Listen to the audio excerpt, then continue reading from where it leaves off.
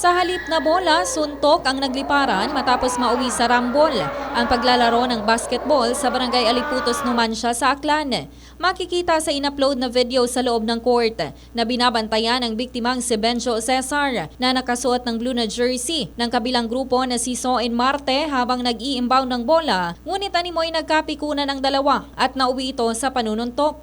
Matapos magkagulo ay rumespak din ang isa sa mga suspect na si Rimwell Tabasa at sinuntok din si Cesar. Nang makaupo na umano sa bench ang biktima, ay pinagtulungan pa rin siyang suntukin ni na Marlo Tonel, John Carl Tonel at Mojaco Villaruel. Nagtamo ng tama sa baba at iba't ibang bahagi ng katawan ng biktima dahil sa palitan ng kamao. Dahil sa nasaksihan ng ama ng biktima na si Armando Cesar ang insidente, ay umawat din ito ngunit maging siya ay nasuntok rin sa ulo. Ayon naman sa Numancia PNP na nakatakas ang mga sospek at hindi na inabutan sa lugar kung kaya't hindi na nakuha ang kanilang panig. Sa ngayon, inirefer ang kaso sa Barangay Justice System ng Aliputos, Numancia para sa karampatang disposisyon. Balita mula dito sa lalawigan ng Aklan. Ito si K5 Regeline Tornino para sa Kampiyon na Balita, Serbisyo Publiko at Kasiyahan sa Kalibo.